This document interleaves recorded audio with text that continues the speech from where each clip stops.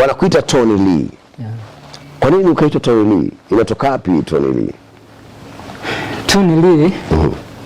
Mimi mwenyewe naitwa Tony. Okay. Yeah. Na Lee, maana Lee ni wa sijui wa China, wa Korea pale. Okay. Mimi nilikuwa nikitrain hii taekwondo. Okay. Kuna wakati alikuwa train taekwondo. Sasa yule master mwenye alikuwa na train to akaongeza tio Lee hapo. Mimi mwenyewe nilikuwa naitwa Tony K. Okay. Lakini sasa kwa sababu ile mambo na training na kutrain akasema hiyo K toa weka Lee. Master alikuwa ni wa kutoka huko ama alikuwa ni wa huku? Ni wa kutoka huku. Kutoka huku. Okay. So ikawa Tony Lee. Ikawa Tony Lee. Tony ambaye ni jina asilia, alafu Lee ni ujuzi ambao uko nao wa self defense. Maana mimi taekwondo naitaga self defense. Wako watu wachache ambao wafahamu ama wengi wafahamu kwamba unapo train karate, taekwondo, judo, Tommy Lindu na kickboxing, hizi zote huwa ni self defense.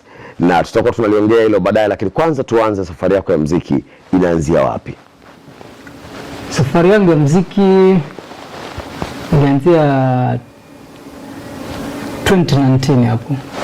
2019. Okay, si mbali sana. 2019. Nilikuja nikapatana na kosi chingine kinaitwa Wadadisi. Wadadisi na wapata vizuri sana. Sasa hiyo ndo nikaja nikajumuika nao, nikapiga ngoma kama 3 hivi. Ukiwa kama mmoja wa Wadadisi. Alright. Tulikuwa tunajiita BLT Wadadisi. Kwa sababu tulikuwa watu watatu. BLT, T kwa ni Tony, L kwa ni Larry Meke, alafu B ndio ilikuwa ni Blaze. Okay. Right. So tulipiga ngoma kama 3 hivi. Hii corona ikaingia. Okay. Corona ilivyoingia tukaanza kukatana kidogo. Tukapoteana kidogo pale. Ikabidi sasa kila mmoja aingie kivyake. Kuingia kivyangu nikaja nikapatana na kazini yangu. Mtoto wa babangu mkubwa. Tukaunda group nyingine ya mimi na yeye, tukajiita LT Mabalozi. Okay. Tukapiga ngoma 2. Alright. Wadadisi uliingia vipi kabla usije kwa kazini yako? Safari yako kuingia Wadadisi, wao ndio walikuona ama wewe ndio uliwafuata? Mimi ndio niliwaona. Sasa nilivyowaona nikawaambia pia mimi ni msanii na walikuwa mtaani kwako? Walikuwa mtaani kule.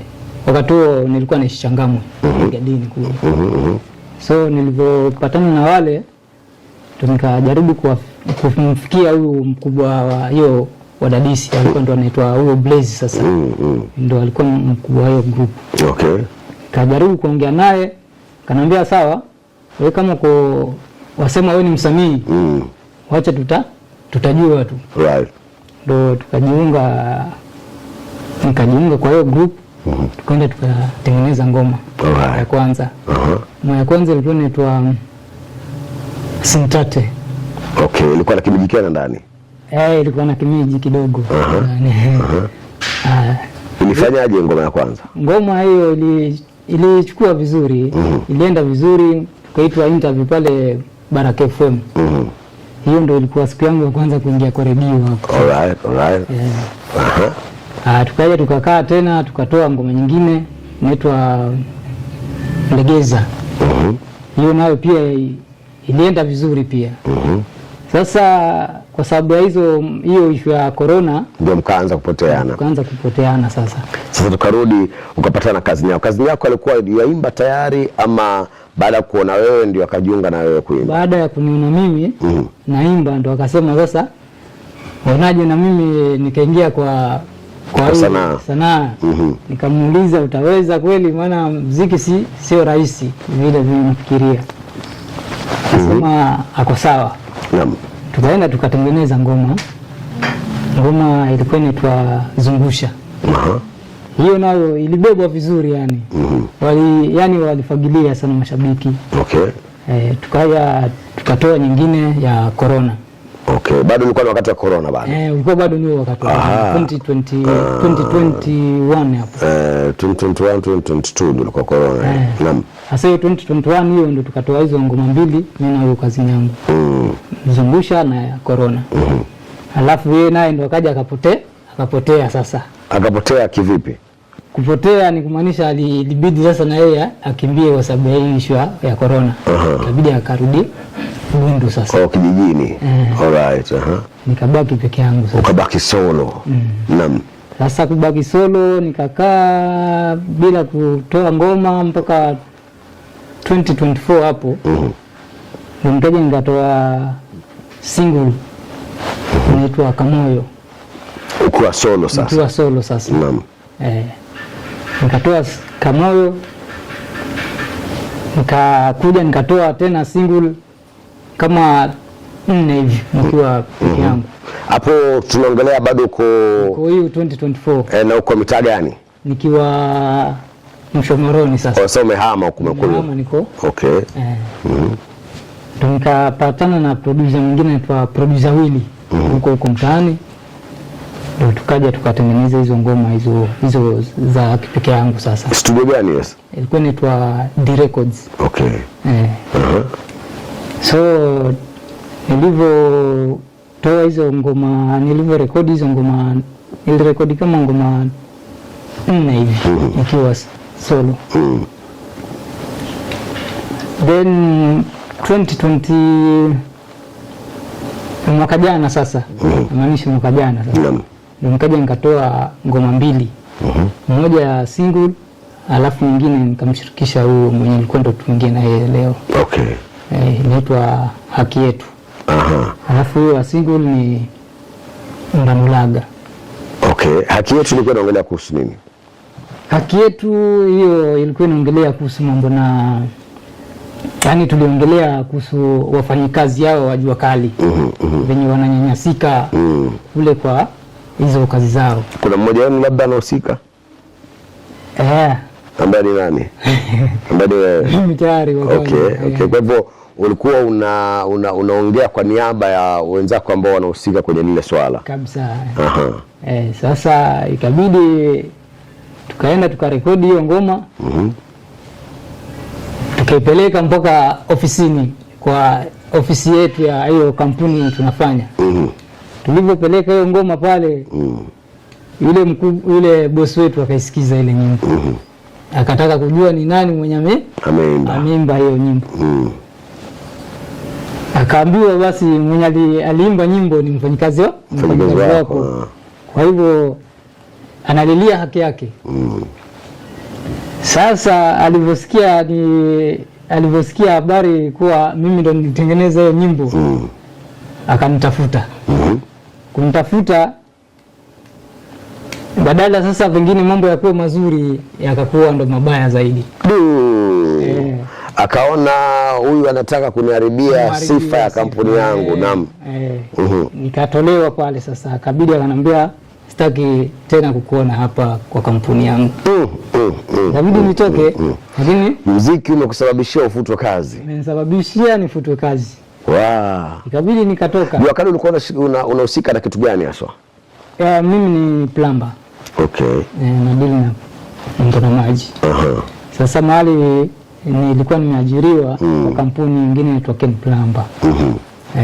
So hapo sasa ndo ile venye tunapelekwa ndivyo sivyo. Kujaribu kujitetea, maana kuna wakati tulipeleka majina yetu kwa ofisi. Yale majina bosi akaenda katakata. Anasema mwenye anataka kazi afanye kazi, mwenye hataki aende zake njia ile.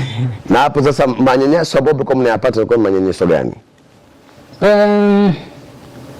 Kuna ile unafanya pengine umefanya mistake kidogo, pengine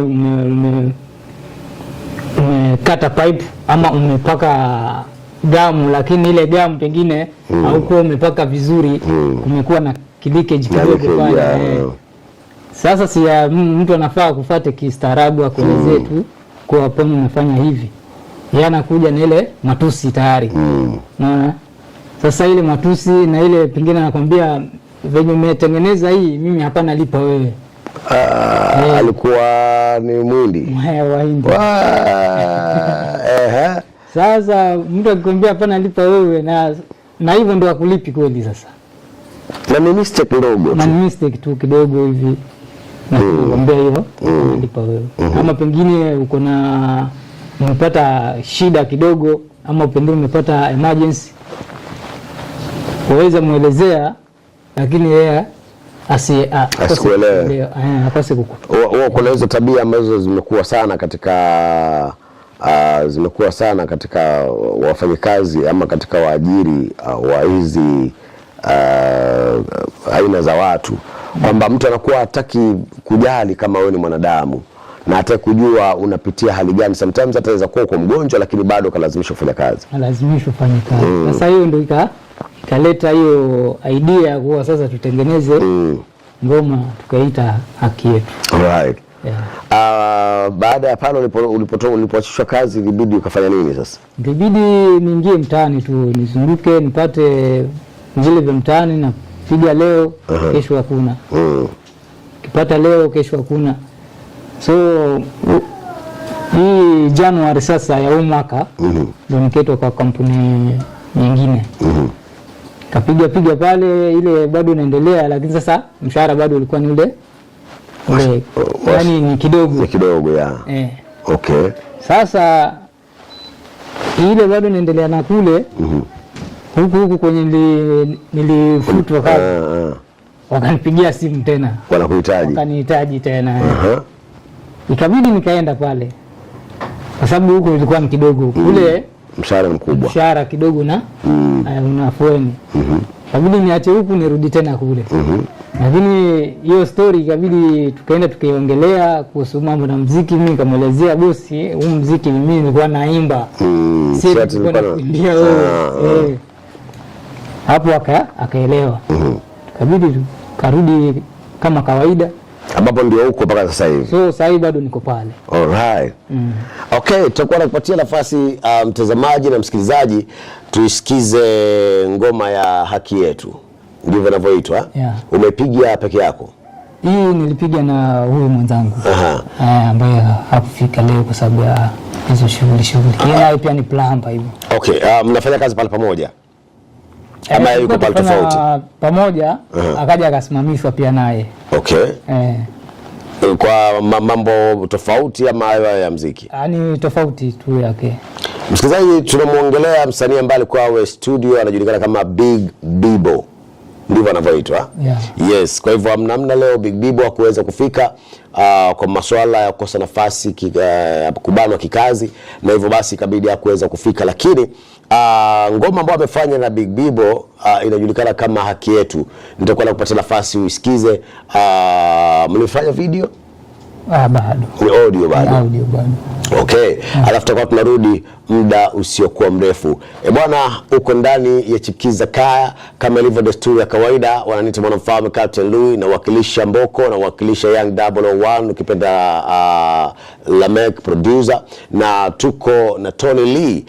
Kuna story kama kadhaa hivi nitakuwa nataka kuzijua kutoka kwa Tony Lee, lakini usiende mbali. Moja wapo ni masuala ya taekwondo. Je, jamaa ni black belt, ni yellow, ni white, ni nini?